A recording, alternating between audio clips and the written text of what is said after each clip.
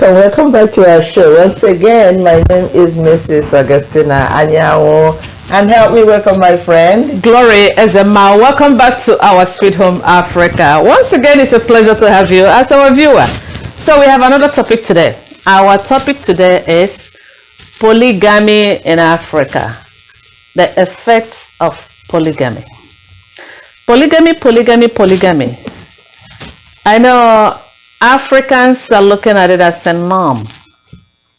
So my friend and I will look into it and then bring to your attention some of the consequences, the emotional stress, the financial stress, and the physical stress that is causing on the family.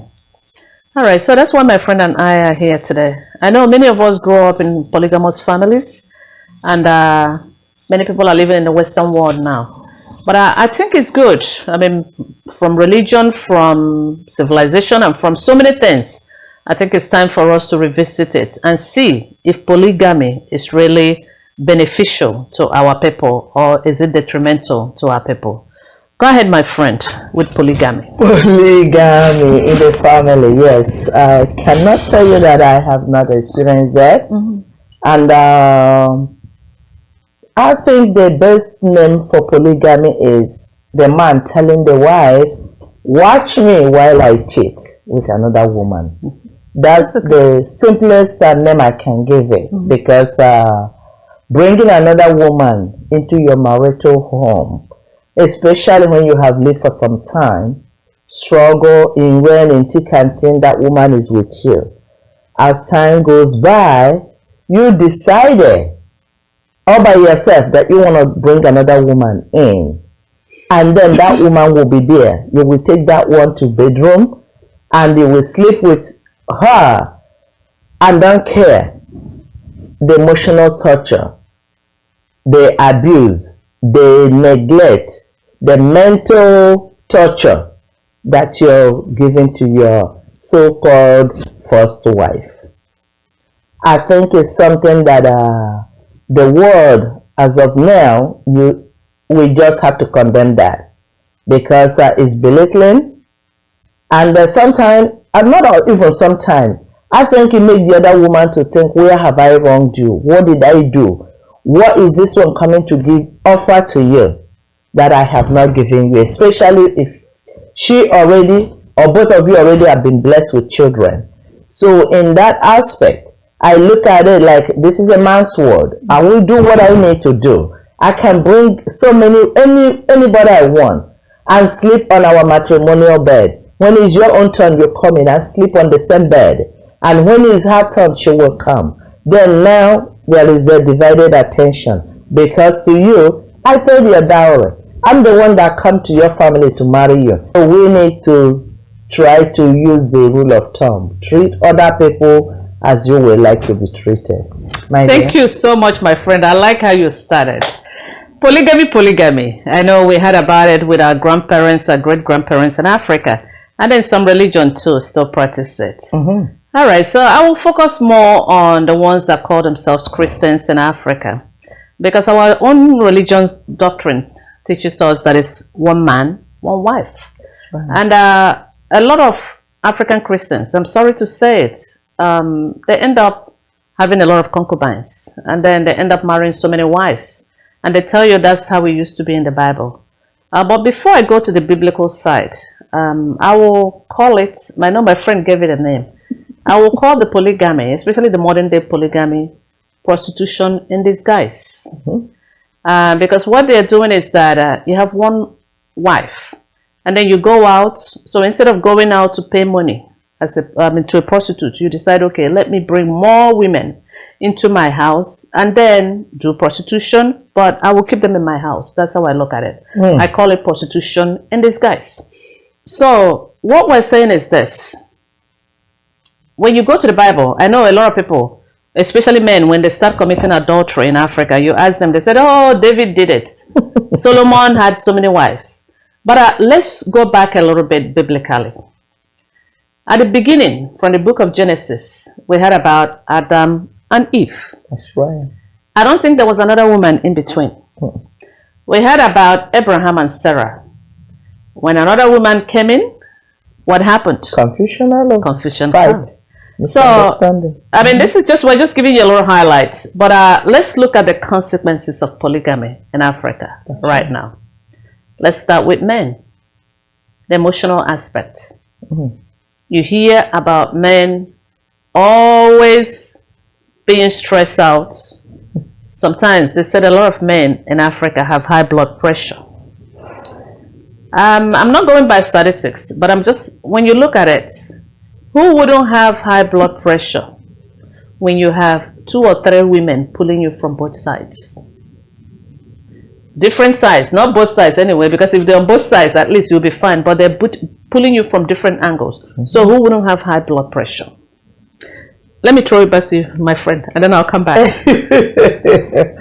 Oh my, like you said, you went in the Bible because, yes, God created Adam and Eve. And even when Christ came, he said it's better to marry one wife. We see that in different quotations in the Bible. Yes, you said some people try to cover their own mistakes by saying, oh, Solomon did it. Oh, David did this. When David did it, David had a repercussion. Thank you. That followed. The problem these modern men have, they do not acknowledge their own mistakes, their own error. You made a mistake, yes. Christians, we're all there. We just have to forgive. That's one thing Christ teaches. We must forgive. So when you do not admit you're wrong and you just want to be macho, you want to prove that the woman is a lower being as far as you're concerned, that's not how to be a husband. If you are a husband, your wife is not happy, you shouldn't be happy. You shouldn't be celebrating. Your joy should not cause her pain. You are there to take care of your wife. You are trying to please 2 women. It's hard to please one. We are not that easy.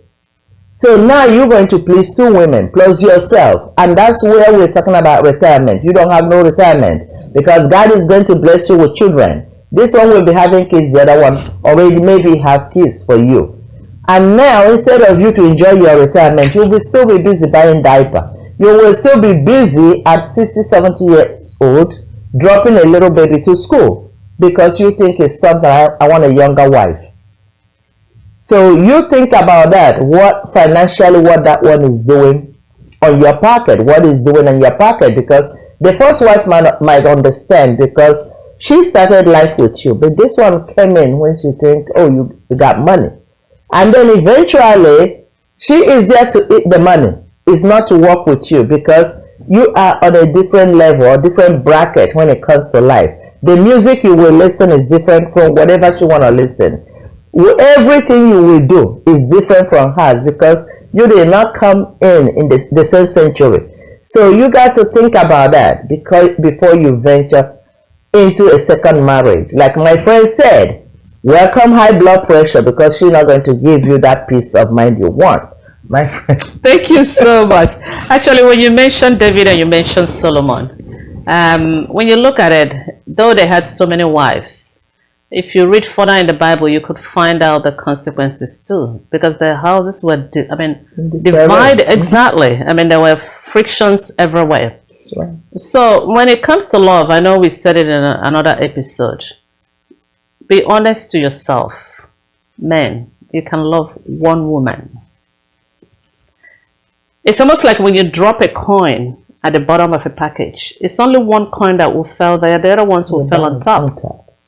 So that means it's only one woman that will be very deep in your heart.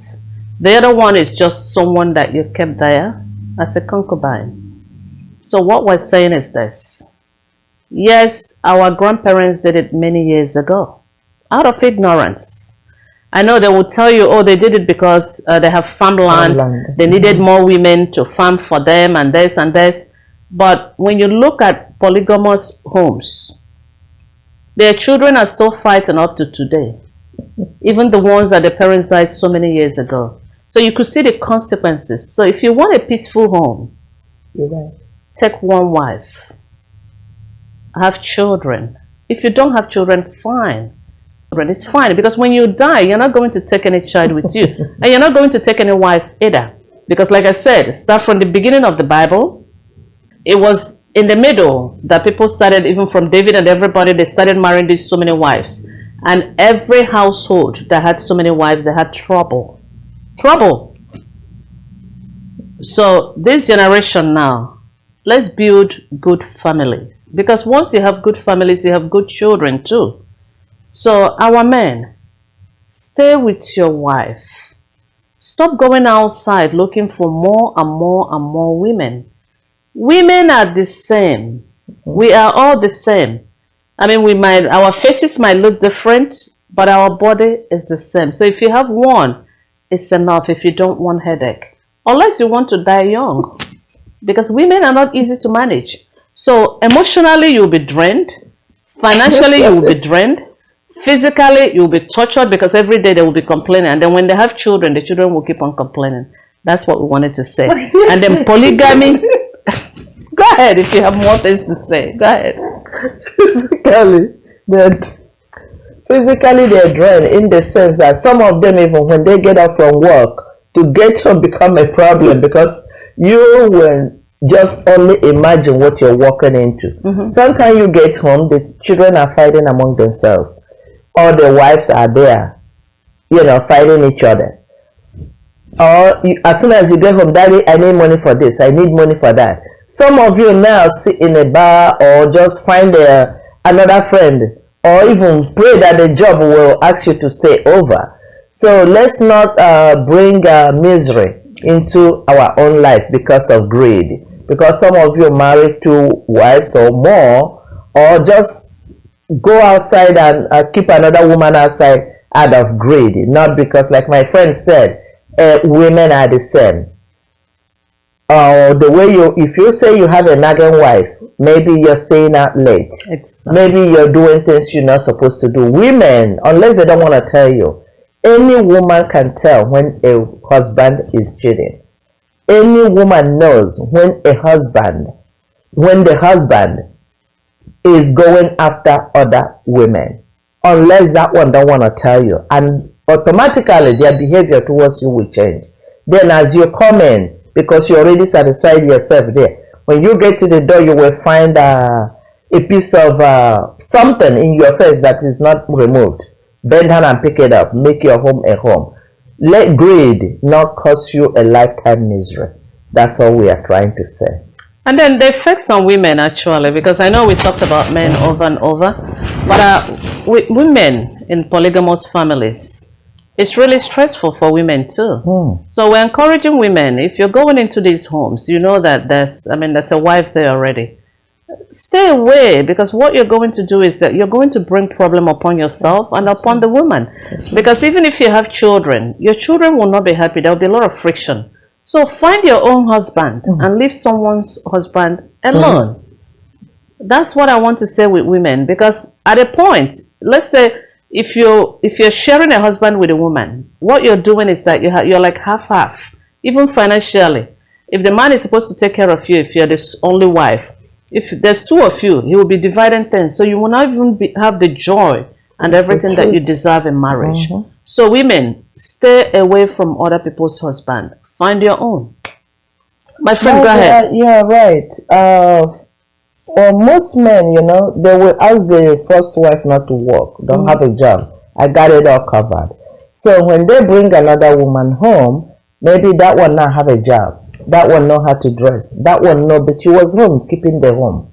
So that's where that problem do not go to work, where women have to think about it. If you're educated, he's educated. 2 incomes will be better than 1. That's what we have to put at the back of our mind. That is true. And then another one, the mistress that is coming in, the homebreaker that you want to bring in as a wife.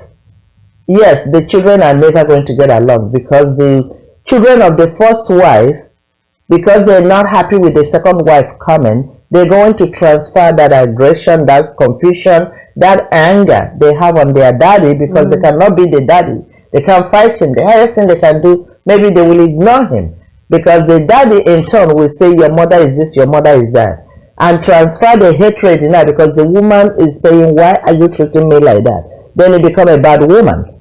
Then the man now will focus maybe on the brand new, to him, a brand new woman. So now the old lady or the older one that was there from the beginning is now upset. So because the father now see that the mother is upset with him, will not even take care of these children. Eventually the children will, most of them will be uneducated, and then they might be a menace to the community. So that's why we have to be very careful. Men, you have to be careful what you do, because that your joy is only your joy, which will bring pain at the end. But you have destroyed your children because you are bringing another woman in. Obviously, maybe that won't have a job. Now she's going to direct you on how to take care of your children as a whole. So let's think before we leave. Thank you so much. We're going to round up. I know we talked about the effect on men. We talked about the effect on women. Let's end it with effect on the children. The children. I know we have a lot to do in Africa. But once again, when you're in a miserable family, you cannot rise to be who you're supposed to be. So, men. What you're doing is that you're raising children in hostile homes when you marry these multiple wives, because they will fight each other, they will be jealous of each other, and many of you have properties, you have land. When you start dividing it, it will cause conflict. So what we're saying is that we have so many problems in Africa with little this and little that, and most of the time we cause it by ourselves. I know many years ago maybe there was problem from other people that came to Africa to destroy Africa, but this time we are destroying ourselves. And the worst thing that can destroy a nation is when families are destroyed. So once you start having problem in your communities, like your family, with your children and everything, then it will spill to the country, it will spill everywhere, and the nation keep on being how it is. So what we're saying is this: if you want to raise good children, stay with your wife. It's enough. I know a lot of African men said, oh, maybe my wife didn't have a child, I have to get another one. Oh, my wife didn't have boys, I have to get another one. Oh, my wife didn't have girls, I have to get another one. So there's always a reason for bad behavior. Always. But unfortunately, whether you have boys, whether you have girls, whether you don't have a child, like we said, when you're dying, you're not taking any of them to heaven. And then I know some people say, oh, you know what? I need somebody to stay in the family when you're dead. Unfortunately, we're talking from the Western world. A lot of African families, their children they are far away. They are overseas. So they're not even there, whether they are girls or they are boys. So my point is this: don't make yourself miserable. Don't make your family miserable, especially the children. Because we're hoping on the children to rebuild Africa, and we want them to be raised in good families so that they can grow up and do better in life. That's how I'm rounding it up, my friend. I don't know if you have more things to say. I want to talk to our young ladies. Yes. I know I have mentioned this before. Please, do not be a homebreaker. Every woman should have a man somewhere. If you want to marry an older man, even if it's a younger man, if they are already married, leave them alone. That's true. Because we have some widowers that can still take care of you. We have some divorcees, young men that are still not married out there. So take your hands off somebody else's relationship, of somebody else's marriage. You are destroying the home. No matter what they give you now, the confusion does not end. It goes on. It goes to your children's children, because that's how that confusion. And by then, that particular man will be dead and gone. but the children are still fighting. If your mom and the other mom, or you and the other woman is still alive, you will think she's the one killing you, and because you have been fighting forever, and then she will be thinking that you're the one poisoning her, and then the whole thing will be what the children are watching. The children will see it, and they will start fighting up until God knows what generation that will end. Please, if you are not married, I know most women want to get married. Stay away from people that have already been taken. If they have been taken, they already have their own family. Leave them alone, please. So let there be peace, so that will help to restore Africa. And rebuild Africa. We can only rebuild Africa if we are united. That's what I always hear. United we stand. So let all of us unite by you not letting your peace, letting your joy and happiness rest on somebody else's sadness and misery and pain. Thank you so much, my friend. Now, what came to my mind while you were talking, actually, while I'm rounding up too, is that I know sometimes you hear people say, "Oh, that's an African mountain," like that's great. I just want African men to understand this. Do not put yourself in a bottle, and the whole world will be looking at you and stereotype you like all you're good for is sex. That's what they said, African mountain, and that's why they end up with a lot of wives, a lot of adultery, and a lot of, those things. Those things are just, like I said, it's a stereotype. And it's rooted on, how am I going to describe it? More like, I know a lot of you people, a lot of you drink alcohol and then do things that alter your mind. Because when you're in the right mind, there's certain behaviors that you will not be doing, because these are things that are really destroying families. And like I said, once families are destroyed, then nations are destroyed. So if you want to restore your nation, restore your family. Stop saying that it's an African mountain. No, you can keep yourself pure for your wife. Abraham did it. Like I said, when he strayed away, it caused so much problem in his family. So stay with your wife and life will be better, and then you will raise good children. And that's why even in the Western world, you hear about black male that are going around having children all over the place. And they don't practice polygamy here in the Western world, especially with the black men. They're not practicing polygamy, but you hear a lot of fatherless children. What I mean by fatherless children is that they're going around sleeping with a lot of women and having children everywhere, and these kids are growing by themselves with no role model.